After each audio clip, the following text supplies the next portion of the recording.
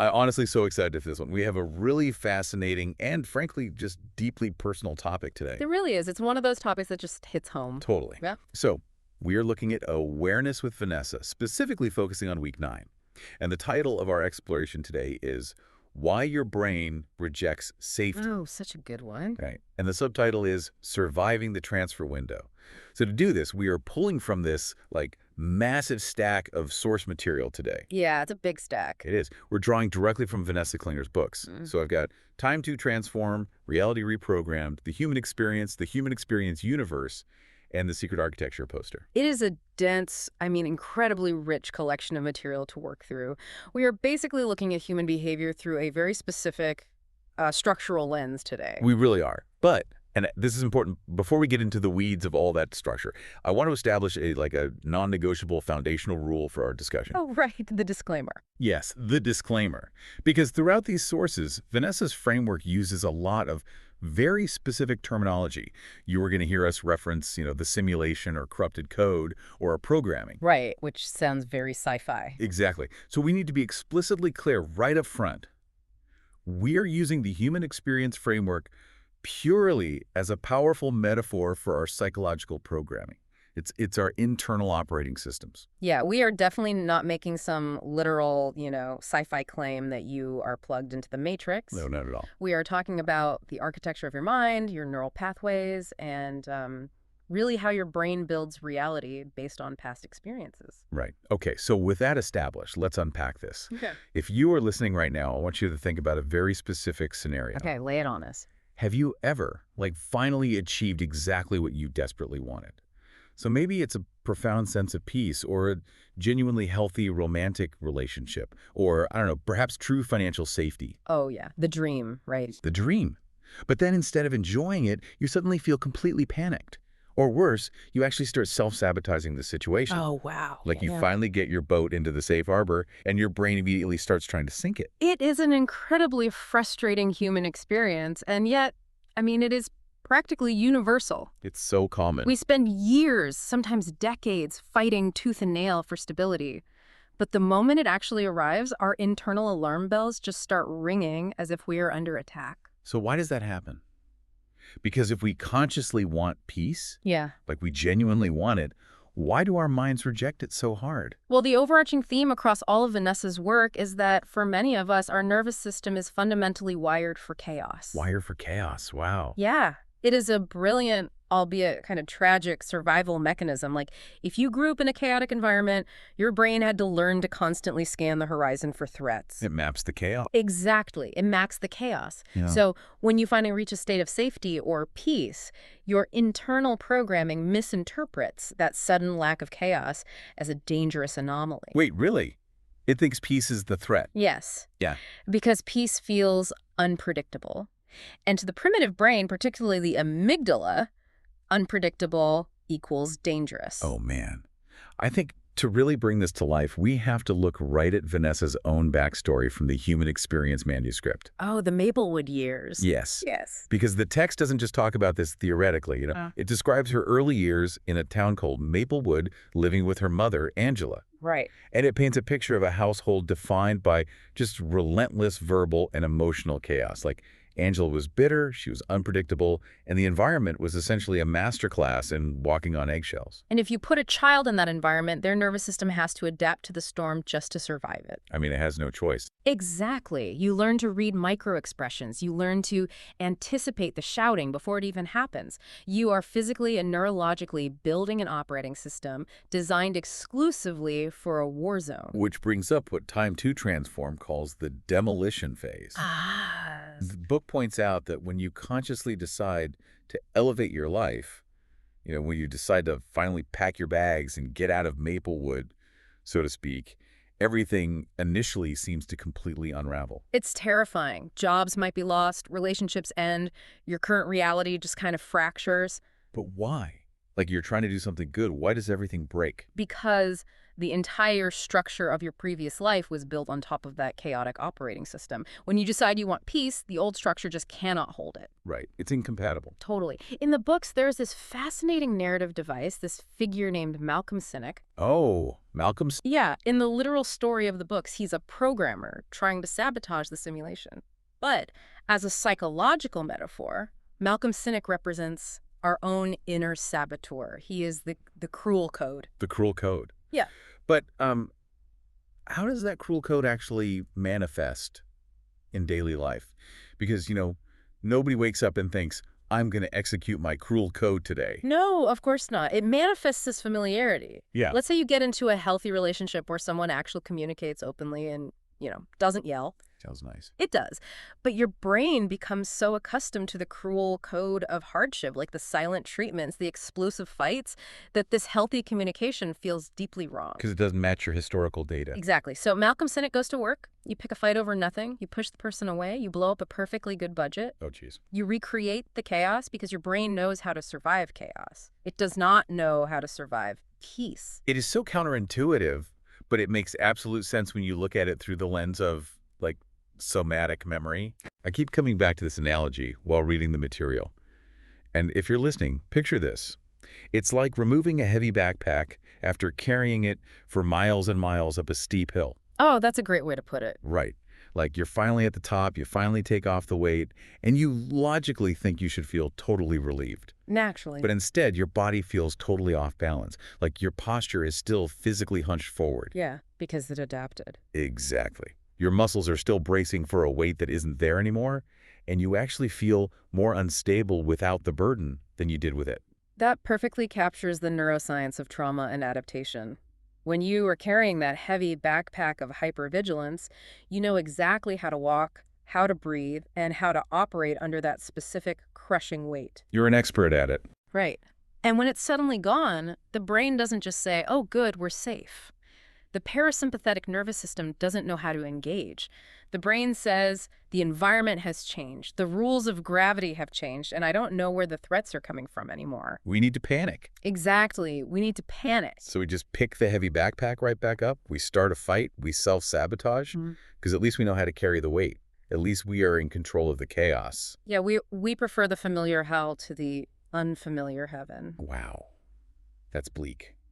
But if the brain panics when the old chaos is gone, where does that leave us? Stuck in the middle, usually. Yeah, because you can't go back to the familiar hell, but you haven't built the new peaceful reality yet. You're just standing in the wreckage of the demolition phase. Which is terrifying. So that brings up this deeply fascinating concept from the Secret Architecture poster for week 9.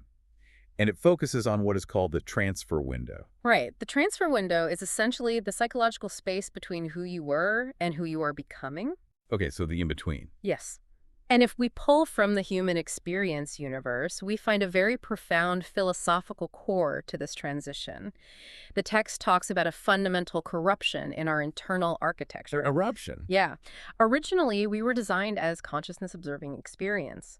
But through trauma, through the chaos of places like Maplewood, our programming got inverted. Okay, I want to stop and break that down because, experience dictates identity is a great phrase, but what does that actually mean neurologically? Sure. Like, how does an experience literally become who we are? Well, when a child grows up in chaos, their amygdala, the brain's threat detector, becomes hyperactive. The experience of trauma literally hardens into their identity because their neural pathways physically wire themselves to expect betrayal and pain. Oh, wow. So it's a physical change. Yes. You don't just experience a panicked moment, your brain decides you are a panicked person. The corrupted code tells you that the bad things that happen to you are your permanent identity. Identity traps consciousness. Okay, so the transfer window is basically the psychological waiting room. Exactly, a waiting room. You are standing right between the old corrupted code and the new code. Right. Like you have shed the old identity, the person defined by the trauma, the person carrying the heavy backpack, but you haven't fully integrated the new healthy identity yet. Right. You are just pure floating consciousness sitting in a void. And sitting in that void is where the real test happens, isn't it? Oh, absolutely. Because I have to admit, I struggle with this part of the manuscript. If the transfer window is just sitting in a void, how is that different from just being stuck? That's the challenge. Why is this a phase of growth and not just a complete psychological breakdown? Because Nobody likes sitting in the void. nobody. It's incredibly uncomfortable. Isn't this exactly why people panic and regress in the middle of a major life transition? Like, to me, it's exactly like a computer freezing because someone keeps impatiently pressing refresh on a web page that's just trying to load its new programming. Oh, that is a brilliant analogy. Right. Like, the system is working, it's downloading the new code, but because the screen is totally blank, we panic and keep mashing the buttons until the entire system just crashes. We really do. We have absolutely zero tolerance for the blank screen. Our modern society demands instant results, but true psychological transition requires us to stop hitting refresh. How hard to do. It is. But the reason it is growth and not a breakdown is that the blank screen is proof the old code has been deleted. Oh, wow. I love that. Yeah, we have to allow the nervous system the necessary time to process the transition from that old, highly reactive identity back to a state of calm, observing consciousness. The transfer window is not a malfunction in your brain. It is a required, non-negotiable loading screen. Okay, but practically speaking, how do you actually survive that? Because sitting in a waiting room when your brain is screaming at you to pick up the heavy backpack is agonizing. It's excruciating. How do we get through the transfer window without completely panicking and mashing the refresh button? That is where the incubation phase, which is detailed in Time to Transform, becomes critical. The incubation phase. Yes, the incubation phase is all about what you do while you are sitting in that waiting room. You are standing before a clean slate. The text explains this is the time to nurture your deep desires through visualization and intention. Okay. But there is a massive caveat in the source material. You have to keep your transformation journey entirely to yourself during this fragile time. Wait, really? You have to hide your own healing? You are protecting it, not hiding it. You have to protect it from the doubts of others. The text refers to these external voices as the haters, blockers, and stoppers. Ah. These are the people in your life who will trigger your old programming and try to hand you that heavy backpack again simply because they are uncomfortable with your blank screen. Man, if you were listening to this right now and thinking, why do my friends push back when I try to set a boundary? Yes. This is exactly it. It's like a photograph developing in a darkroom. The image is there, the chemical process of your transformation is actually happening, but it is incredibly vulnerable. Exactly. If you impatiently expose that photo to the light or, to other people's opinions, judgments, and skepticism before it's completely ready, you don't just delay the process. You completely ruin the image. You wipe it out entirely. I mean, let's ground that darkroom metaphor in reality. What does exposing the photo actually look like? Wait, what does it look like? It looks like calling your toxic ex to ask if they think your new boundaries are fair. Oh, no. Don't do that. Of course they don't think they're fair. Or it looks like asking family members who are still living in the chaotic Maplewood environment if your new peaceful life makes sense to them. It won't. It won't. And by seeking their external validation, you have just flooded the darkroom with light and completely ruined your new internal frequency. The books mention that term a lot, actually internal frequency. Let's define that because it can sound a bit, esoteric. When we talk about solidifying your new internal frequency in the darkroom, we aren't talking about magic. We're talking about your baseline emotional state, your resting heart rate, your default thought loops. Exactly. The incubation space is where you stabilize your heart rate. You stabilize your thoughts. When you are in the darkroom, you shouldn't be seeking external validation to stabilize you. Because it's an inside job. Right. Instead, the text advises consulting your future higher self. You consult the version of you that has already survived the transfer window. You look forward to the completed architecture, not backward at the demolished wreckage. I hear all of this. I understand the mechanics of it. But reading through this material, doing this level of internal work sounds profoundly exhausting. Oh, it is. Like you have to demolish your old habits, sit uncomfortably in a void, guard your darkroom for the blockaders and stoppers, and constantly monitor your thoughts so Malcolm Sinek doesn't convince you to pick the backpack up again. I mean, it is a 247 full-time job. It is incredibly draining. And, to Vanessa's credit, the sources do not shy away from the harsh reality of that exhaustion. Which I appreciate. Yeah. Chapter 12 of Reality Reprogrammed is specifically dedicated to a concept called addressing spiritual exhaustion. Yes. Because the brutal truth is, Constant manifesting, visualizing, and trying to rigidly hold that high baseline frequency can lead to severe emotional burnout. Which I find incredibly refreshing, honestly, because it pushes back hard on so much of modern self-help culture. Oh, the hustle culture of healing. Exactly. We are constantly told to hustle for our healing. You have to journal every morning, meditate, visualize your goals, vibrate higher, and God forbid you have a negative thought, or you'll just ruin your manifestation. Right, the pressure is immense. But doesn't there come a point where trying so hard to fix our programming actually becomes the glitch itself? Like where the sheer obsession with healing becomes just another frantic, chaotic survival mechanism? You're touching on something critical there. Healing can absolutely become a trauma response if you are doing it frantically. This is why Vanessa addresses spiritual exhaustion with her ultimate rule: permission to pause. The framework explains that resting isn't a sign of failure or regression. Resting is an active, necessary form of alignment. It's productive. Highly productive. Yeah. When you are spiritually and neurologically exhausted, forcing yourself to visualize or manifest just creates more internal resistance.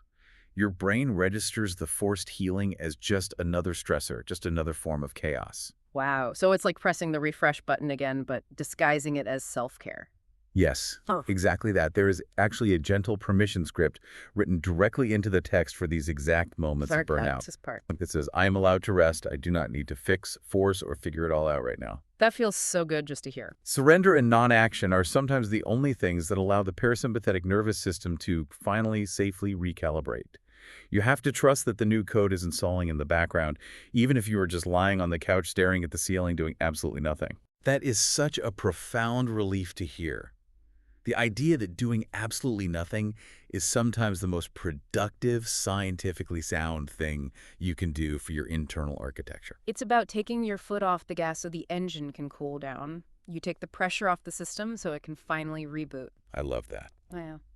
Which leaves us with a final thought to ponder as we wrap up today's exploration. Okay. We've talked extensively about trauma, the heavy backpack of our past, the dark room, and the agony of the waiting room. But I want to leave you, the listener, with this question. Lay it on them. What if the final boss of your personal transformation isn't your past trauma at all? What if the final boss is actually your own desperate need to control the outcome of your future? Oh, wow.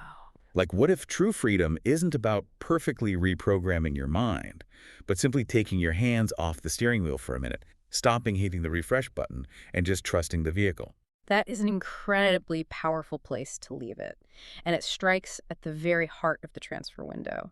For those of you listening who want to explore these concepts further, to really understand the mechanics of your own internal architecture and how to navigate these loading screens, we highly invite you to explore Vanessa Klinger's books on Amazon. Definitely check them out. Specifically, keep an eye out for Level 8, which is releasing on August 8th, and Fame, which is coming out later in October. Awesome stuff. And as a reminder, if you want to revisit any of the analogies or concepts we broke down today, you can always watch the full deep dive of this discussion on YouTube or listen to it wherever you get your podcasts, like Spotify. Thank you for joining us in the waiting room today. We will leave you with Vanessa's official closing tagline. Question everything. Observe more. Live aware.